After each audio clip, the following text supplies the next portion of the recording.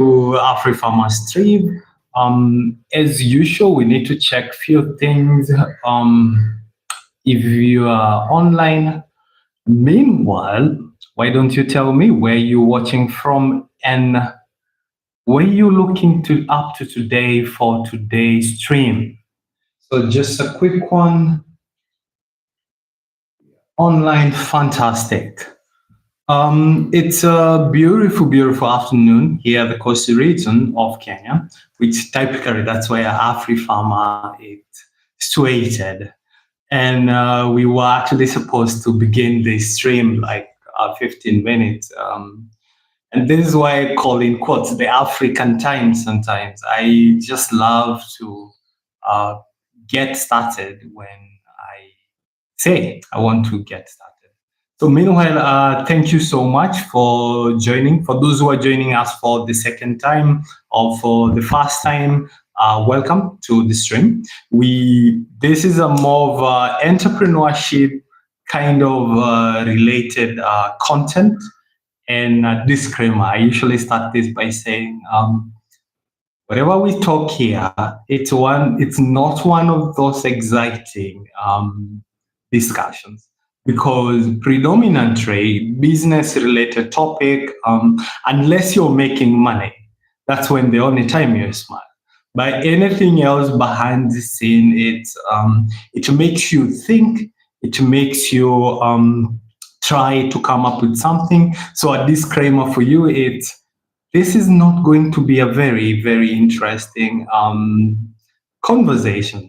Actually, I think it's going to be a very interesting conversation, but it can also be a boring conversation. So don't get disappointed by that. So if you are joining again, not for the first time, you've been there for the last 10 streams we've been doing, thank you so much. You are the real OG of Afrifama. Good to see you, Bahati Huzna. Yeah, Bahati, she is actually one of those people I think I've mentored in my previous role as a business developer consultant.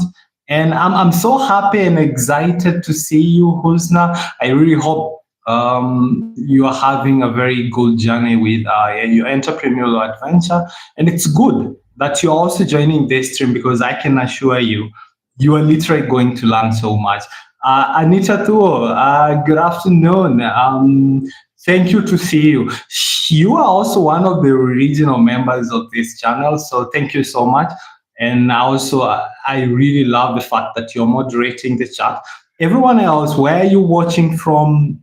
Are you an entrepreneur? And don't worry if you're not an entrepreneur. If you have any interest into entrepreneurship, this is what we're going to be discussing about, the business plan. So for the last 10 or 11 streams, we started this stream by coming with a very fast stage that makes you an entrepreneur. That's how do you come up with a business idea? And I believe we have discussed so much that there's like almost an entire library for the idea generation phase. And past that, what we've done is we have now gone to the second phase, which is also now the most crucial phase for every to-be entrepreneur, existing entrepreneur, and that's the business planning. So for almost a week now, we have been discussing how do you get started, because having a theoretical aspect is one thing. We can sit here and talk until the year ends. But if we don't have a good framework of how do we get started, how do we go about our business ideas, this will only be just any other dialogue. And for those who know me as an entrepreneur, I usually don't like to have just a general dialogue. So typically, that's what we've been doing. And we started on why the business planning is so essential, from organizing your thoughts as a tool for guidance. And eventually, when you're also approaching the future funding, future investors, future partners, and even the employees. And last week, which again, it's in my book. So typically, I use a case study kind of a method whereby I'm a certified ILO business advisor, albeit I don't really practice almost for an entire time. I only do consultancy-based roles because from where I'm standing from, I'm a full-time entrepreneur.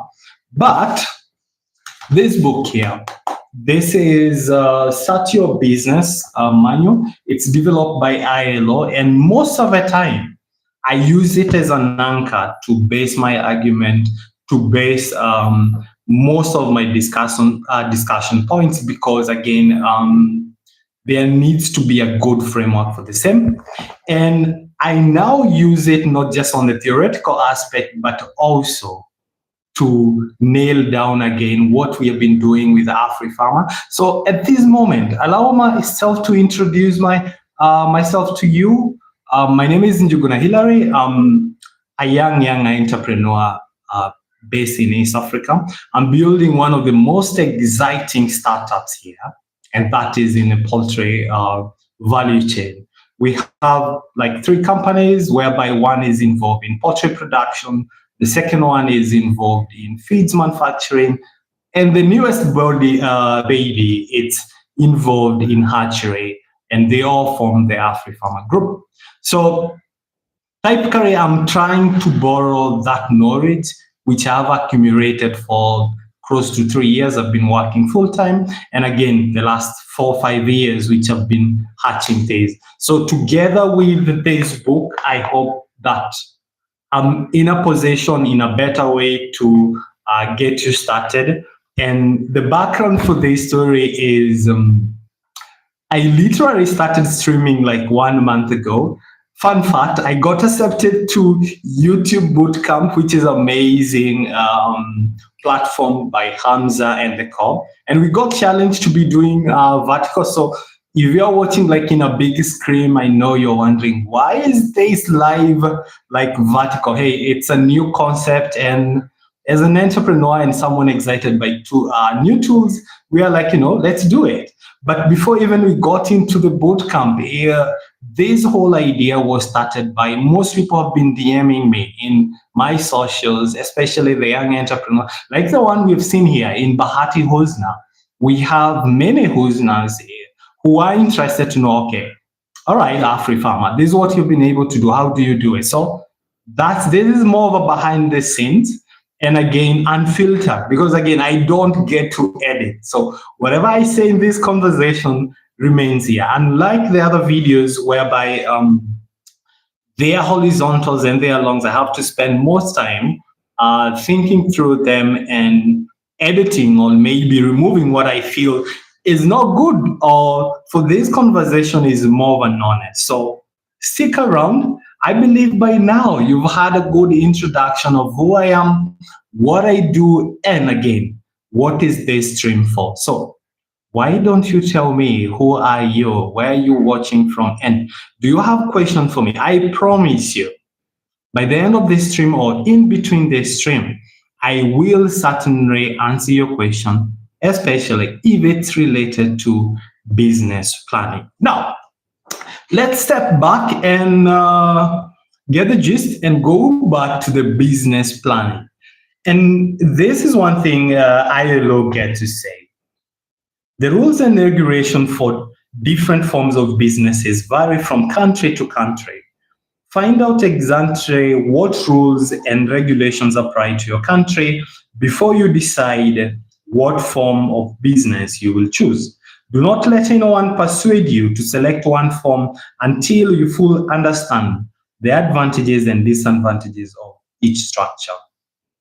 So for today, we are going to be digging deep and getting to understand, when you're writing your business plan, what exactly do you talk about? What exactly do you plan about And what exactly do you think around, one, the organization structures and the management aspect of the business you're going to start?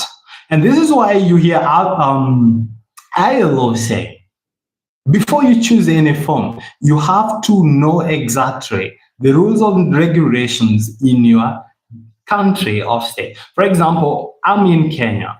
The rules of incorporating any business, they are totally different if you're watching from Uganda, Tanzania, or any other country. So you have to be worried of that. But before even we go deeper, we get to know exactly form of business. What exactly is a form of business? And how do you determine the right form of business before even you go to the government regulations, the guidance of what's behind the scene? But again, before again we go back to the book, you've got to understand this. If you are going to start an organization, it's very essential for you as an entrepreneur to plan ahead, to know, for example, let's start even with the management structure. Even here at Afrifama, well, I sit at the top of the hem as the young CEO.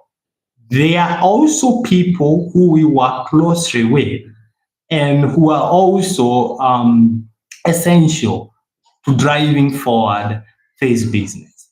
But before even we got to say who does this, we had to sit down. And it's all started again, I usually say, as you as an entrepreneur, the vision bearer, you got to sit down and ask yourself, how do you see this business fanning out? So let's go back to the form of business and get to see what does ILO say on the same. So one, they say, before you start, select type of business structure that is best for your business. The choice of the form of business is important and can make the difference with regards.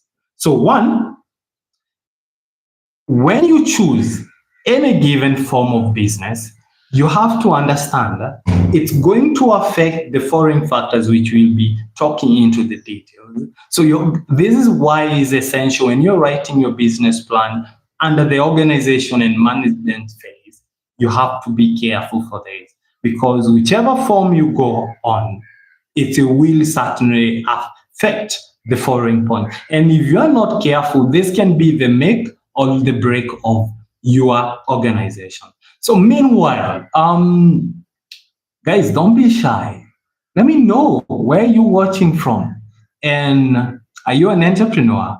And again, I'm also interested because I keep saying, I don't know everything as far as business planning is concerned. That's why I'm also sharing with you. I know someone in this stream might be very qualified and even know a lot of insight than me. Why don't you drop what you think when it comes to organizations and management plan? You can use the chat box and trust me, I'll be able to share your insight with anyone joining us today. So one of the factors you need to know that is going to be affected by any form of business structures you choose is the cost of startup and the amount of legal fee for registering the business. This is true.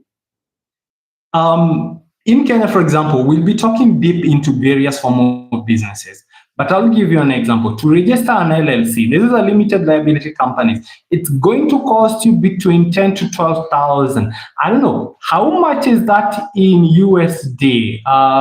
Ms. Dove, who is our moderator for today, you can definitely tell us in the conversation, because I keep saying it's very hard for me guys to type when I'm also talking. But that is for an LLC. If I was registering for a sole business, which is just the simplest form of business you can ever have, it's going to cost me for close to only 1,000 Kenyan shillings. Again, at the same Mr. Please tell us, how much is 1,000 in terms of USD? But that one is simple. I actually think it's close to maybe $7 to $8, which is, again, it's very different. And again, other than what you pay to the state when it comes to registration, this is when you're doing it alone. If you are using the lawyers, if you are using other external people to help you with incorporations, the fees even goes up. You can actually pay as much as 30,000 shillings when you're doing LLC, which has now a complicated structure. So you have to be careful, again, when you're choosing the form of business for the idea that you are going to go on. Yep, I can see you are, yeah, it definitely should be in Kenyan shillings, but you did not complete how much. Then the next point you need to be worried is, irrespective of any form of business you're choosing, is that the simplicity and complexity of starting and administering the business. So the lower phase of form of business you choose, the easier it is to get started, the easier it is to fulfill the legal structures in a given country. And this comes, let's say, even with taxations, this comes with filings, this comes with other accomplishments. I've seen recently in a case whereby we have been trying to get to the next phase of our business. And the higher the hierarchy, the more complicated any form of business it is. So you need to be careful on that one. Then the other point is the financial risk for the owner of the business. We'll be going deep into that, but you got to understand. Remember when we said that for an LLC, you have to pay more than for a small business structure you're going to use? It's the same, because remember, when you're doing the idea phase and you have the limited resources, the bigger the form of organization you choose, the more the risk you're paying. Because again, when it comes to compliance, you'll need to pay for the registration, you'll need to pay for the lawyers, you'll need again to, from time to time, you'll even need to have an accountant for that. So it's something you need to be wary of, and that is the risk involved and everything. I see, Anita, you're saying is around, yeah, $8. See, my math is not really bad, as I actually I keep convincing myself. And of course, I can see some really good interaction between Anita and Hudson. This is really good. The next thing is the possibility of having business partners. This is very, very critical. Possibility of having business partner. So the form of business structure you choose right now, it can either mean you are very easy to get partners come on board, or it might need you to change that form in the structure. Currently at Afrifama, I don't own Afrifama 100%. So we have different partners, close I think to 4 or 5 partners behind the scenes. So if I didn't have the right structure, and for me, I told you, and I'll go into details, the structures that we use here, it made it was almost impossible, because when a partner come on board, when a new shareholders come on, you definitely need to transfer shares.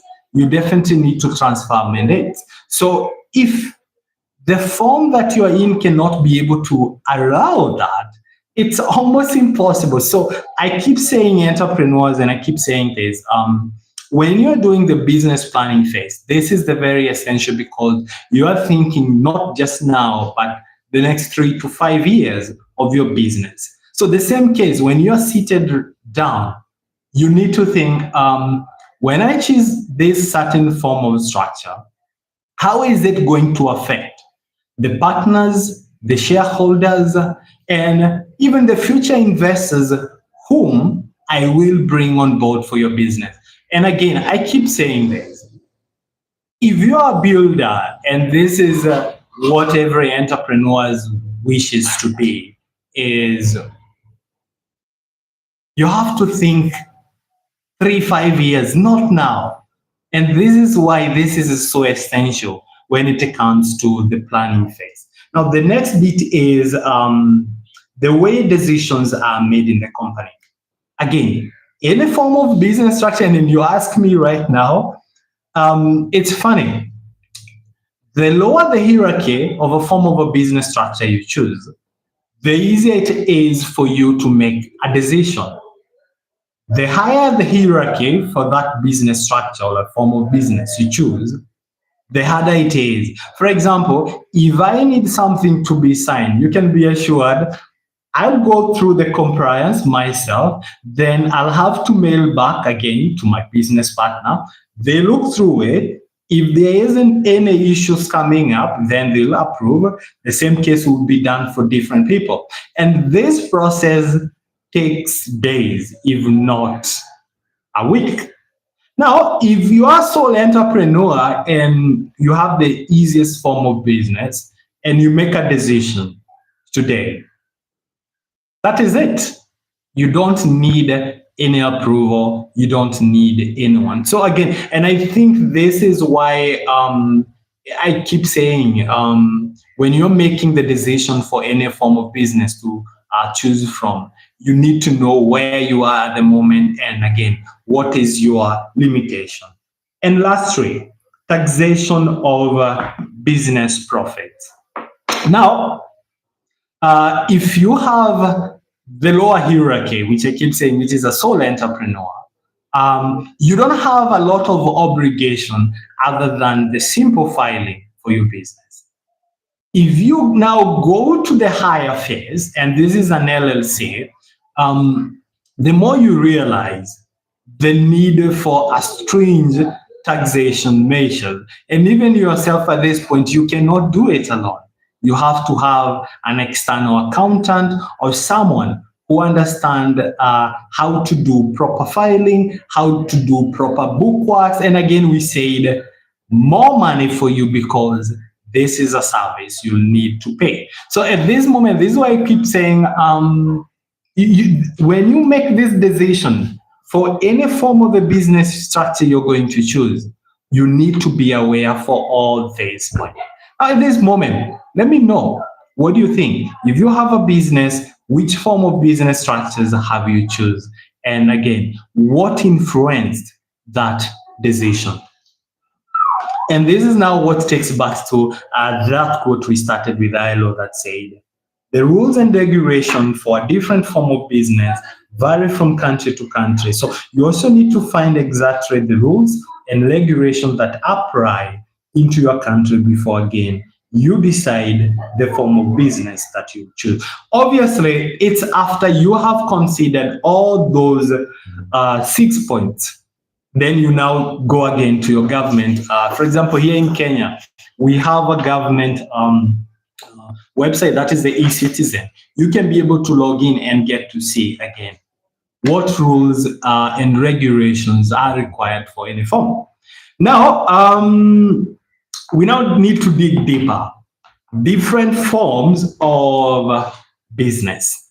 So let me know, how many forms, for anyone who is in this live today, I'm interested to know, how many forms of business structure do you guys know, or have you ever heard of, or are you currently using it? It will be interesting. Please keep me in the loop. I'll be very interested to know. So I need a water break.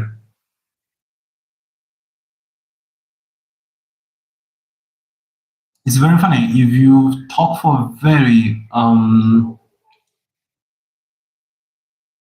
20 minutes nonstop, you definitely, a good drop of water really helps you.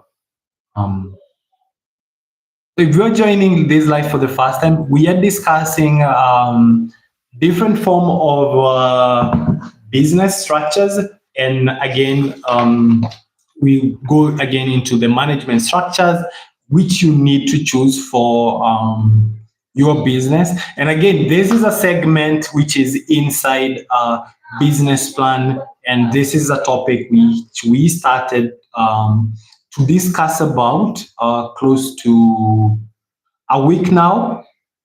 And I hope it makes a lot of sense, guys. I hope it makes a lot of sense, guys. Let me know where you're watching from. Yeah, Misto is saying she is watching in Nairobi, and we also have who's now watching in Kilifi, which is also very nearby to where Afrifama is. So don't feel shy. You can definitely have a very good interaction. You may never know. You will find your future partner, your future client in the way you interact. You never know. And again, if you have a question, please drop it in the comment. I'll be happy to look into it. If it's business related, I can be able to get into it. All right. Now, different forms of business. So typically, we have almost more than 5 different forms of business, starting with the sole proprietorship, which are usually called solo businesses. We have partnership, cooperatives, limited liability companies. These are the LLC. And then we will look at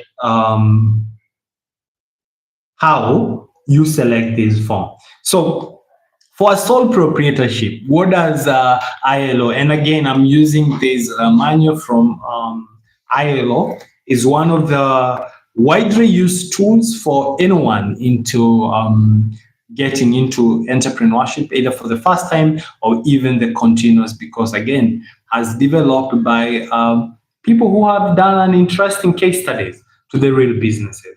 So for a sole proprietorship, it's definitely a business owned by one person, which for most of us, we know that. And again, this is whereby, if you are the sole owner of your business, the decision making, everything that is related to that business, you and you alone make the decisions. And again, that's why it's very easy for most people to get started with the sole entrepreneurship or the sole proprietorship form of business. So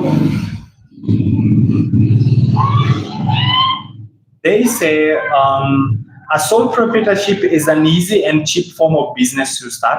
It's also the most risky because you are personally responsible for all the debts of the business. If the business fails to pay its debts, the creditors can legally force you to pay, or they can put liens on any property you may own until those debts are paid. So let's start with the ease of starting sole proprietorship. You wake up, you decide you want to start a business, and that is it. You go like you do what we're doing here today.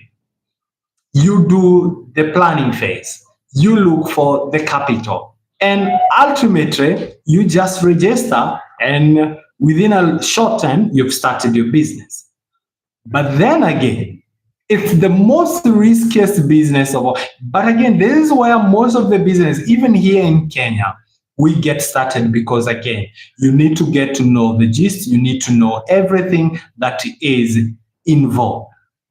But there is the risk aspect. Should you go into the debt, you are also personally responsible. And the enforcer can also actually put a lien to what you own until they are able to get back their own money. This is from even the creditor, this is from the banks, these are from business associates and everyone involved. That's why we keep saying, well, it's the most easiest way to start. It's also the most risky. And again, other than that, it's also interesting. If you have a sole proprietorship and you make profit, you get all the profits alone. You get to be happy, all the money in the world. But if you make a loss, you bear all the loss alone. That's why you see now the element of risky coming in. Now, at one moment when you feel like sole proprietorship, it's not for me, you think maybe I need more help. What do? you'd think, I know of a friend, I know of someone who have the certain resources, so why don't we pull our resources together and start a business or build this business? And that's what now becomes of a partnership, which is a gradual graduation from a sole proprietorship. And ILO says the procedure for starting a partnership are quite simple. And also, again, the cost is relatively low. So to start a partnership, the partners enter into a partnership agreement, which is one of the key things which we'll be talking into a few days to come. The partnership agreement should be in the writing again to avoid misunderstandings. The partners agreement, again, it covers one, the description of your line of business, how the profit P&L is going to be divided, the duties of each partner, and again, the future decision-making structure of how you should be. So the partner generally make all the decision about the business unless the partnership, and again, you have to be careful on this one, unless the partnership agreement gives the authority to one person to make the decision. It's also important to note that if one partner makes an agreement on behalf of other partners, the agreement is again binding to all the partners. At this moment, when I'm reading about these liens and everything, I really feel the John Grisham in me coming out. I mean, not now in, this is the literary bit. If you read the novels and everything about the solicitations, it's a very interesting read. But for partnership, before you get started, agreements in writing, agreements which are also enforced, agreement in signing. And to be on a safer side, which we are going to see, you might start the partnership whereby you don't involve an attorney at law. But the more you go further the line in terms of which form of business you choose, the more you realize the need to involve the attorney at law. Because you have to understand now, this form of business will need an input. We need different peoples coming along. And again, the responsibilities, the decisions making. And if this is not enforced, along the line, that's why you hear the fallout. Because when you get started, it was all cozy, more merry, and it's like, hey, let's start a business. Let's come. And everybody is interested because the going is simple. But when the goings become tough, the disintegrations happen. And this can be also again in two ways. The going can also become so good that also the integration happen. Why? Because if you don't have any binding agreement of how everything should go about, let alone one partner ends up becoming greedy. So what happened? They kick other people out of the businesses. I've been doing a lot of case studies because on my free time, I do enjoy reading of what's happening in the business sector, which companies are doing well, which companies are coming up, and which again has come. And most of the amazing partnership you hear is the disintegration. People going in different ways, even to court. Why? Because along the way, there was no binding agreement when this partnership was formed. And at that moment, it becomes very hard. So when you choose this form, you need again into your business plan to state clearly whichever form you're choosing and which tools which should be used. Because again, we said when you're coming with a business planning or business plan, this is a tool that's going to guide you for the same.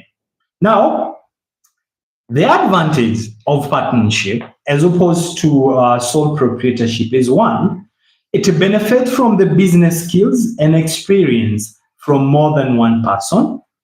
which is true, because imagine, like me here, my background is in entrepreneurship. It's very funny when I keep saying that because that's the major I did take into school, and a bit of business management as well, which means I'm very good when business planning is concerned, when the management structures, the whole bit. But there are also very other aspects that I'm not good at. I'm very terrible, for example, when it comes to technology, because I'm not a coder, I'm a hustler. So if I would start a business and this business needs some input, this business will need someone who has expertise in a certain field, then I might think like, okay, what is my current form? This is in terms of the resources I have and the skill set. And then I might think, what if I brought someone with a certain skill set and they can use their skill set together with mine to build something interesting? And this is also where, for you as an entrepreneur, you need to be careful, because one of the key things I also remember when I was farming Afrifama and rolling out the people I want to work with was also anchored down to this, whereby I felt the way I was saying, like, I'm very terrible at technology. And I felt at one point, and we have not even started doing on it, trust me. That tech aspect of our business is still something we have been working on. But I felt I don't want to lead this full time. And I also don't want to hire, because I know if I go to hire a tech person, someone with the right skills, it's very expensive. And I mean, someone with the right skills to build. This is what we call a hacker. So what do? I just look at most of the people I knew. Do they have the skill set? Because again, sometimes you don't just bring someone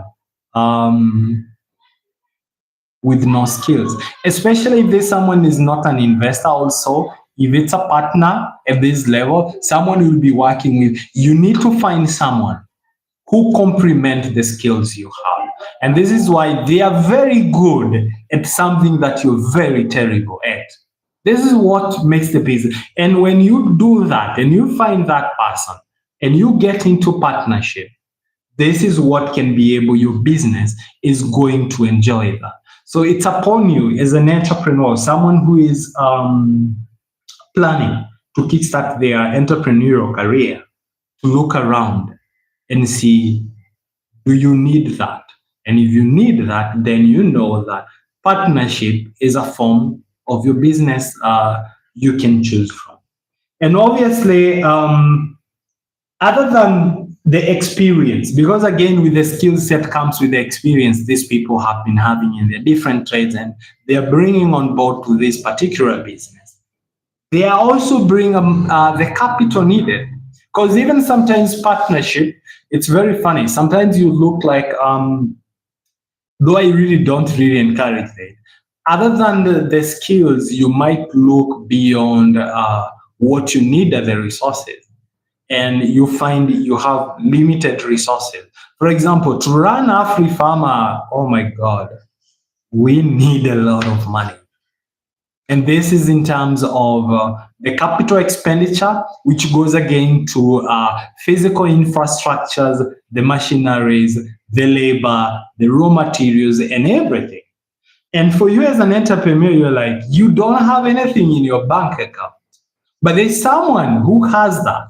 So what do? You can look for those people and partner with, as opposed to you saying you go with the first form of business, which was a sole proprietorship, because the input for those people, if they are not there full time, It's their resources. They give you these resources which your business need, and you can be able to take your business to the next level. I hope it makes a lot of sense.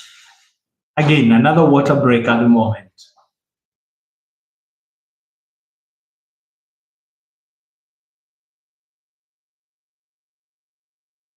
Meanwhile, I hope it's making a lot of sense. If you're joining for the first time, we are discussing about business planning, and we are talking about the organization structure as well as the management. And for this, we are dwelling literally on the form of business which are there and which you can be able to choose. Then, other than the partnership, we do have the cooperative, and I think most of us know or have heard about cooperatives. And ILO goes on to say a cooperative is formed when a number of people who decide to work together for a common purpose. The common purposes can be economic gain or to provide certain services for the members of cooperative. Now, the way these structures work is each member of the cooperative buys shares, they pay for membership, and then profits are allocated according to the numbers of shares that each member holds. So technically, for the co-op, where I come from, I've seen most of the cooperatives, they are more of people with related on a certain cause. Mostly, I come from a very dairy rich farming area. So you get to see dairy farmers who produce milk, and possibly they might have been struggling with the prices or the fluctuation of the prices in the market. Sometimes they are high, sometimes they are low. And they also get exploited by the existing market. So these people come together and say, you know what, we are tired of this punitive market. So what do we do? They pull their resources, they form a co-op, which is a front for them to market and to help them with the production. And every co-op member has some shares. So technically, that's how it works. And most of the time, even like say here in Kenya, the office next door, which is from the youth fund, they get to work with the women. And even mostly, I don't know why women. Maybe someone can tell me, because I don't know, for us men, we really get to come together and build something. But for most women, you can be able to say, I've seen those groups comes together and then be able to get their structures and to be formed as a co-op. But again, they also need to be very careful, because I also get to understand it's not a very easy way to form, but they do work. So let me know. For me, I'm very limited with co-op. If you're watching this and you have more insight on the co-op, possibly you can share your insight. Just a minute, guys. There's a bit of noise in the next door. I think some people are using the hall. Oh, it's just the kids. Oh my God, that's so loud. I don't like a lot of noise. I'm a very quiet person, literally, but it's gone. So the other form of business structures you can consider is on LLC. This is a limited company. And a limited company is owned by one or more owners, which are called shareholders. All owners may or may not work in the business, or some owners may actively run the business, while others are merely investors. So now this is the goat of all the business structures. This form of business is whereby a business is now owned, not just one, not just two, but more people who we call the shareholders. And in this structure, we got to see that there are those who are actively involved to run the business. While there are also those who are also, again, not actively involved in running the business, and others are investors. And trust me, guys, for Afrifama, we got to look through all the business structures, and we realized that actually LLC was the best like structures to have, but we never started with the LLC. We actually started with what we talked about earlier on sole proprietorship. It's very funny. And gradually, because when you're building as an entrepreneur, you're possibly seated on the basement of the house or in just any room, and you think about forming a business idea. So, and you have to agree with me, most businesses, they usually start with one visionary. And now it's up for that visionary to think, plan, and even meditate, and eventually envision the future of this business. So when we are starting, most of us tend to start from the sole proprietorship form. And then along the way, we realize we cannot do it alone. We need people, we need more help. And then we graduate to partnership. And the more your business again grows through the partnership, you also realize you need more help. You need more compliance so that it can be able to help your business to grow, to scale, and be legally binding. And eventually, you graduate to the LLC. And this is why we say now LLC is the goat of all, because we have two different types of LLC. This is why the limited liability companies. One, it's which is more private. And the other aspect is public, which is a PLC. For most people, only what we call, is this name I'm looking, the few businesses which we call maybe unicorns, or I think unicorn is a big word to use for this. There is a book whereby Malcolm Gladwell has written, and it's more about, talks about those that stood out. I don't know if you're watching and you've read that book. It's a name he used. Oh my God, I cannot believe I've forgotten it. Something unique. Only a few companies now goes to PLC. These are public traded companies. So what does it take when you're forming, or what do you consider when you're writing your business plan? Because that was essential for us. Outliers, that's the name. There are only a few now outliers now which graduate from LC, that is the limited liability by which is not public, and then goes to PLC, which is public. So what you consider before you start a limited company, you need to follow the following steps. One is the step one. You have to choose the name. And this is whereby they say the name you have chosen for your business must be approved by the registrar of the companies or the similar authorities. If you're watching in Kenya, you know the structure. So you go to the eCitizen, you file for name search, your name is approved by the registrar of the companies, and you can then continue to the next phase. Because the reason I think why they do this is to ensure that you're not choosing a name of another existing companies, which again, you'll be doing what we call the infringement and other copyright.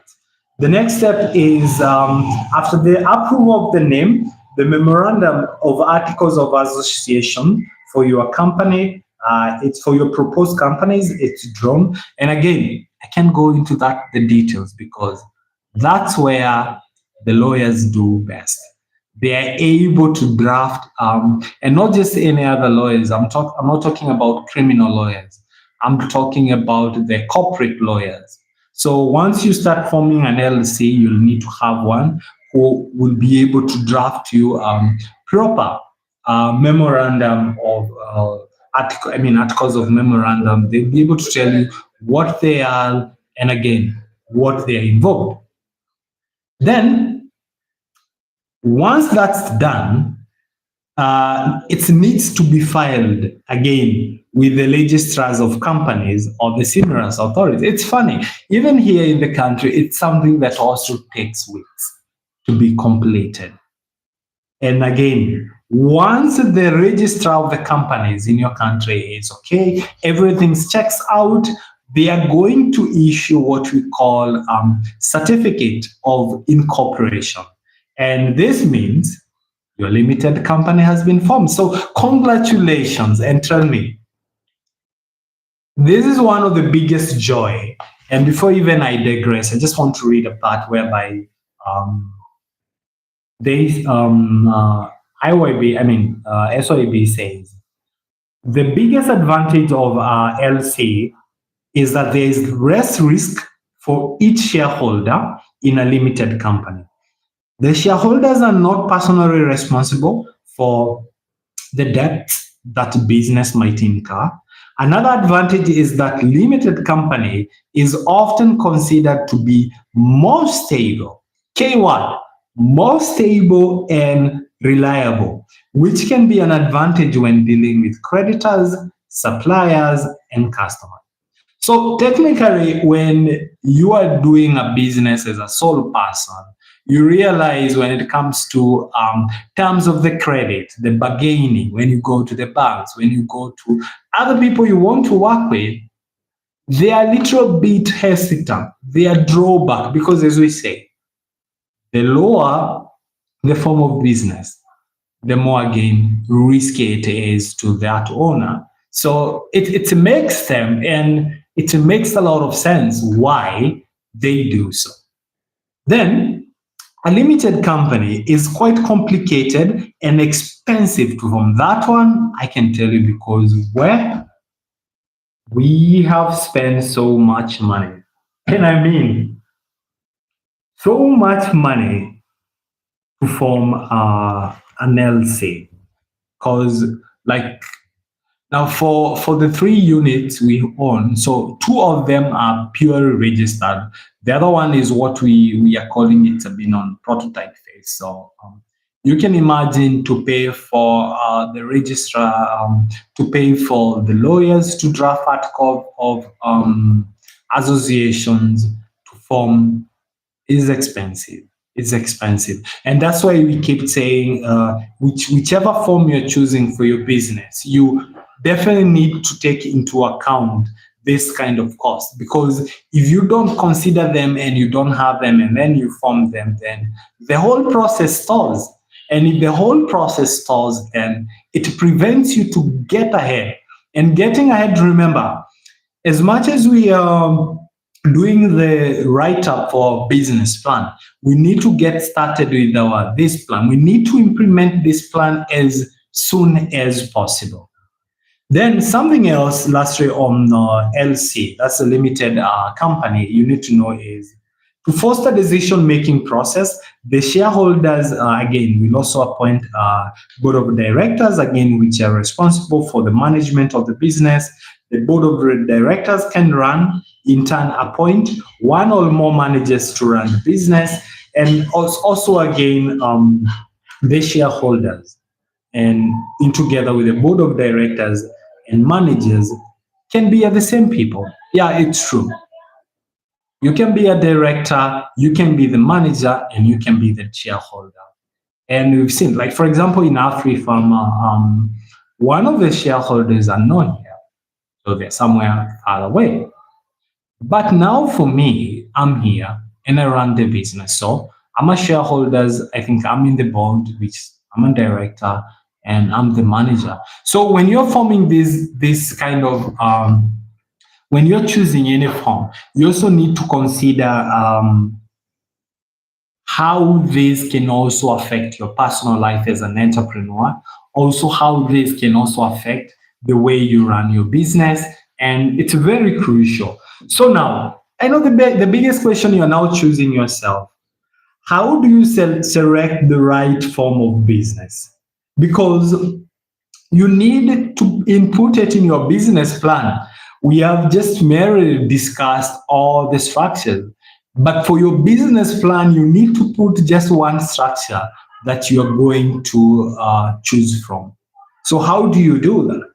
Now, before I do that, let me get to see some comments. I've seen some comment from Miss Tu. She's saying, for my business, I choose sole proprietorship for its simplicity, affordability, and the complete control all of our business operations and profit. Yeah, it makes a lot of sense because, as we kept saying, for sole proprietorship, it's the most easiest form which you can be able to start your business. But then again, it also gives you the control. So you have 100% of what goes into your business. And as Miss Doshi says, she chose this because, again, she wanted that control. And she also wanted the profit, which is, I agree with you. But also at the same time, Miss Do, you should also know, should your business not work out, should you go into a debt, you also bear the risk. And the risk, it's the loss. The risk is the decision making. So I hope you don't stay as a sole entrepreneur forever. It's just my thoughts because I feel when you're a sole entrepreneur, you can only like work for your business for a limited phase of time. Or if you choose to work for your business for a very long time, then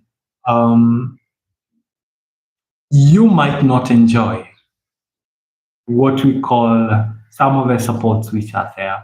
And sometimes I love working with people, and that's why I actually tend to prioritize for the other forms. But this is you, this is great, and you actually understood again. When you're choosing any form, you understood. And as I said, even for me, when I started this journey as an entrepreneur, I started with this whole entrepreneurship.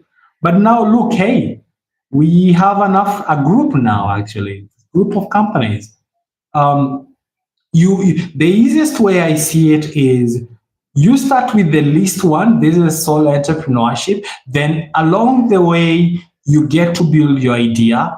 You get to build the market, you refine. Then there's something else we call pivoting. So if you see this idea is not working, then you can be able to look for the best way to pivot. That's what we call a pivot.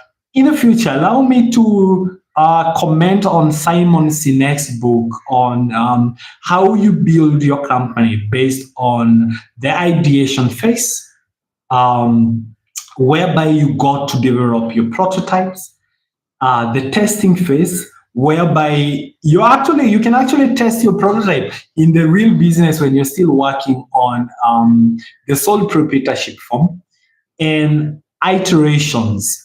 These are the changes that you'll make along the way before eventually this business becomes.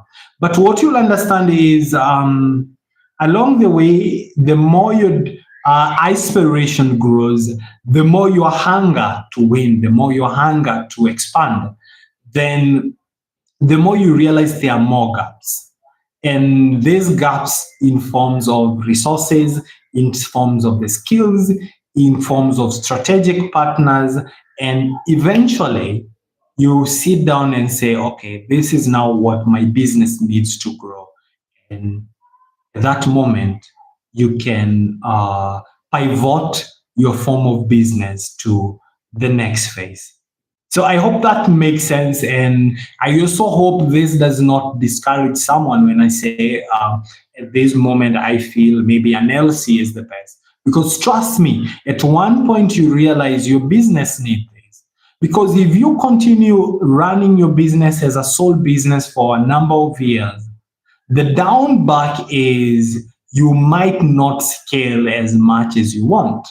Because if you're not bringing in partners, if you're not bringing in shareholders, if you're not bringing in investors, unless you're investing back your profits, and if you're in sub-Saharan Africa, this is a very, very, very hard thing to do. You will grow at a snail's speed. So for someone who open, for an entrepreneur who want to start their business or not started, come on, keep your mind open to be able to pivot along the way, but also don't shy off. Start with the simplest form of a business and then eventually pivot it as the need for your business grows. So if you're watching this and you've literally loved what we've talked about and you've not subscribed to my channel, guys, why are you not subscribing to my channel?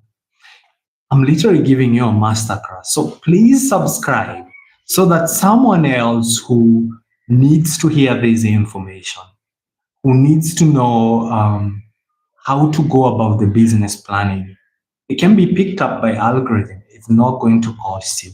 So that's the cost for today's masterclass on business planning. And again, if you're not liked, just double tap your screen.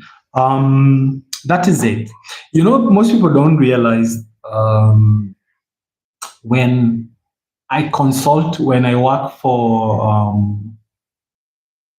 people in business and I'm behind the scenes as a business consultant, it's very expensive. Because again, you see after 1 hour how mental it is, even for me, that's how it is. Sometimes someone asks you, why do I need to pay you for 1 hour for this amount? Typically for the lowest, and this is where most of us started into advisory phase, you'll get like for every hour, the lowest I think goes for around 2,500 to 3,000. How much is that, Anita? Is that actually very cheap if you're watching this from international perspective? But for sub-Saharan Africa, for 2,500 to 3,000 an hour, I'd love to know how much that is. It's a bit of a cost an entrepreneur pays. So. And then for me, I was like, you know, most of the people I interact with, they are into sole proprietorship phase, or they have not even started and they don't even have money. Because even most of the money I've made into consultancy, they have all been based on organization level because organizations have the money to pay for things. So come on, subscribing and liking this live, that is the only cost that goes into you. And it's because, I mean, I'm just interested. We don't get to see this conversation from now an entrepreneur or a builder phase. And it's because my belief, I see entrepreneurship as the future. Anybody can be an entrepreneur with the right informations and the right tools. So that's what I think. Anyway, that's just a monologue. So how do you select? I think I've talked about how you select, but then how does ILO says? ILO says there are two factors you need to consider. One, if your business will have to borrow a lot of capital to buy equipment, it will be better not to be personally responsible for the debt. Therefore, limited company would be the most suitable. Then, if your business will not have to borrow a lot of capital, then a sole proprietorship or partnership will be more suitable. So technically, it's the point which we started on by saying the cost of starting your business idea is going to affect the business form you choose. The complexity of that business form, then the financial risk, which for you as an entrepreneur is going to start that business, you need to consider that. Then the possibilities of you bringing other people together, to work together, to build for the greater good. And lastly, the decision making for that company. and of course the taxation part. You need to know which works for you best. So now, how do you populate this? So you'll create what we call, and I really need to learn how to share my screen in the future, not just to share, because I think I need to know how to. Okay, the good thing is we have a class today at 7. So I might learn that because I wanted to show you guys when you're now populating your business plan, the information. So you'll start with, for example, the registration, the legal cost of starting that business, level of difficulty, number of owners, then financial responsibility, decision making, and taxation. And eventually, this is the criteria which you're also analyzing, for example, from sole proprietorship, partnership, cooperative, and a limited liability company. So based on all this data that, I'm just saying you're able to find out here, you are going to choose one. And again, let us go to the case study for Citibank. It's take a minute and then we're done. And this is a case study we've been building for city garbage recyclers. You remember John and Mary? So John and Mary realized that the relatively high cost will be incurred in obtaining different licenses from different regulatory bodies. So in order to keep individual costs low and yet manage the business effectively, they decided to enter into a partnership agreement. Consequently, they registered it with the Office of Registrars of Deeds, as I said. So based on that analysis you've done, you'll be able to see that, and eventually you'll choose. So for city garbage recyclers, which is our case studies for this business planning phase, they realized there were so many costs, and the same case you'll also realize with yourself. I keep saying this, when you're writing your business plan, please be honest with yourself. Be honest with the information you're getting, because it's this information that you're going to use to help you implement your idea. So for them, you'll be able to see they were able to write their legal form of business, which is now partnership. Then the reason they choose this, and then of course the owners who are involved, the skill set and the relevant experience, and again what they'll need to do to the register that. So once you're able to do that, then you can be able to draft it down and incorporate that into your business plan. Now, lastly, once you draw that, then you need to know the legal responsibility involved with that form of choice of business. So, for example, the taxes. So, when you sit down, you need to sit with someone who is good with taxation. They'll be able to take you through what exactly do you need at every end of the month, the taxation is needed. Is it done? If it's on the yearly basis, is it done? And what exactly do you need to do? Then for the employees, you're going to find out with the labor laws and regulations that apply for your business. Then what exactly, if you hire the full-time, what exactly is it supposed to be inclusive, maybe in the contract? I think this is something we talked about, but again, it's what is going to affect you on the legal structure. For the insurances, is also something you can be able to consider. So in case of the losses, in case of the risk, and this is whereby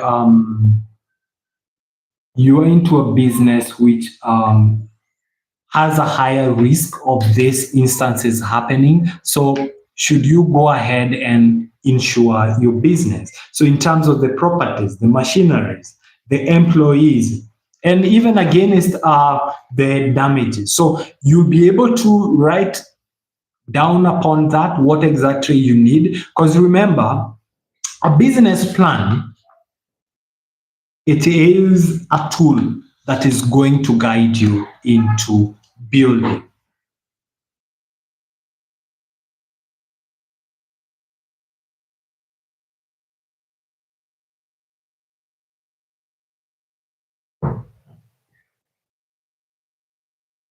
And of course, it's all involved there. So I hope in the very end,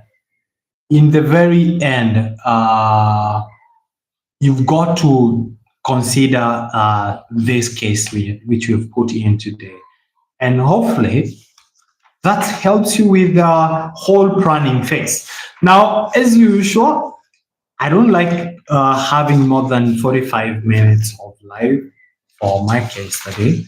So I believe we've been able. The other aspect which we didn't go into details, and trust me, I know which we will, is on now the management aspect. So on the management aspect, I've just realized we will definitely need to go into deep details. For example, the management structures. So when you're choosing, because you need to know, for example, once you start your business, how is it going to be run? So it will take time. I think we'll need more time in the future to dig deep into the structure. So, but while you're still on this, my input will be when you're forming your management structure, whether you are going to start or you're going to implement your business now, what you need to do is think through, not as individual perspective, but from the roles perspective. So who is supposed to do what and who does what, and how do these roles contribute to implementing this specific business idea? So ideally, this structure is what is going to help you even when you're going to hire. And I think in our previous live, which we did on Monday, we were able to go into details talking about when you are bringing in a certain role, then what do you consider? That is on organization plan. But again, you can just have a small subtext, just explaining this is a structure, which these organizations which will be run. These will be the people at the helm, but then these are the roles. Because even when you start today, it's not a guarantee that you'll be starting with all the people to run their own organization. So what you do is these are the roles which will be filled in now or later on, and they are going to help us drive the business forward. I hope it makes sense. Maybe tomorrow or the next day at the same time, we'll be talking the other aspect of business planning, and this is the most important one, that is costing. This one is usually mental, but again, we'll get to talk about what are costs and how do you go into the costing aspects, and then how do you populate that information which completes your business plan. And once you are able to do that, then we can do possibly a summary for startups capital. That is, what now does your business idea need? Because remember, after we have tied down all the costs needed, now is when you can be able now to say, this is how much I need to implement this idea. And trust me, if you're honest with yourself, you always find ways to find that. But if you don't have that, I mean, tell me, how do you build something if you have no idea how much it's going to cost you to build that?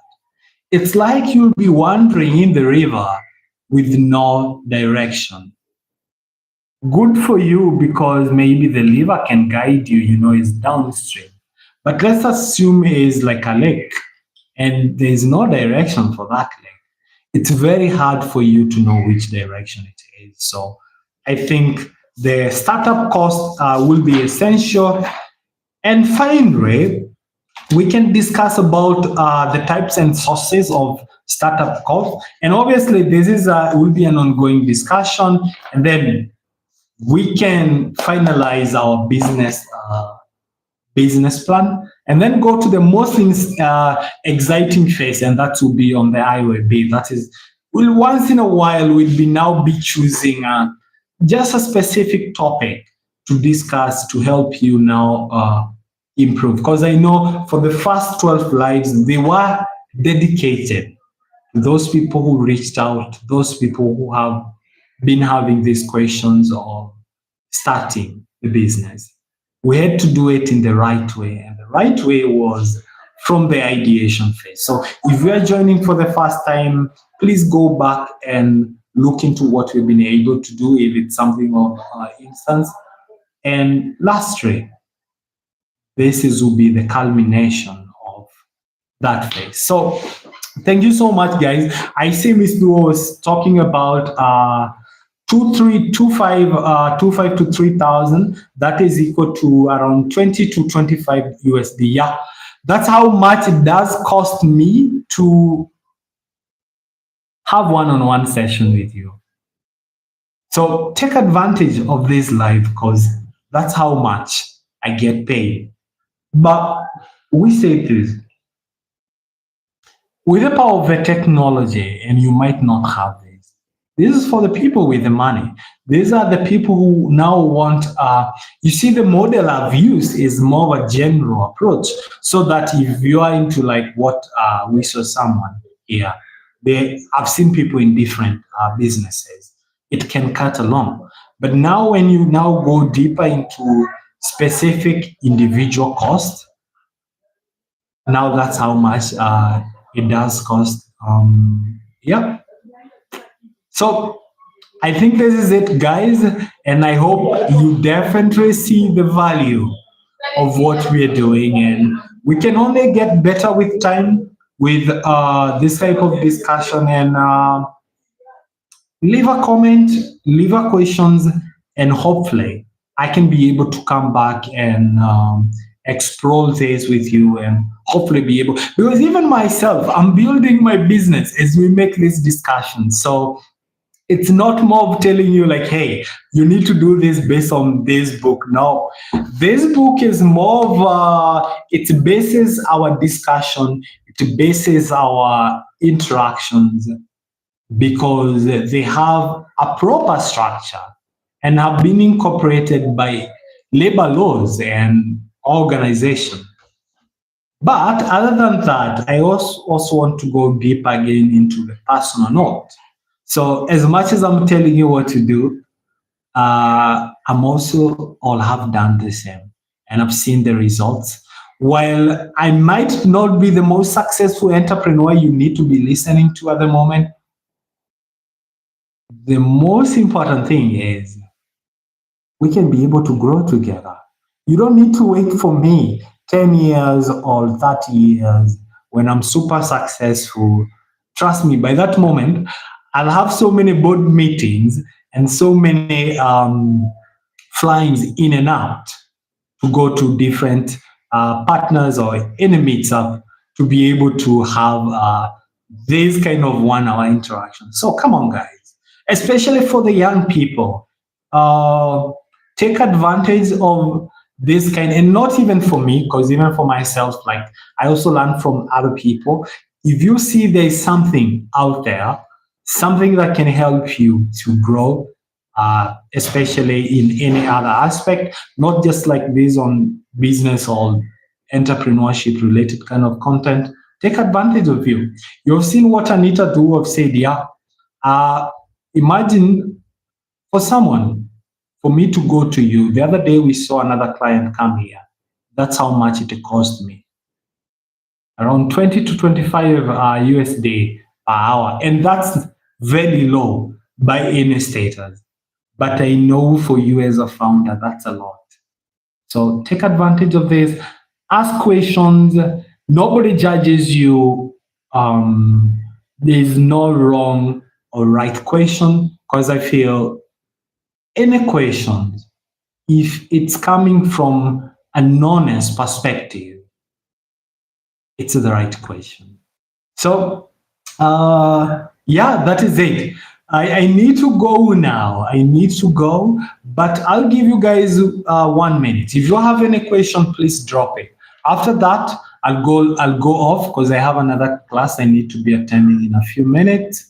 But thank you for sticking around. I hope you definitely see the value.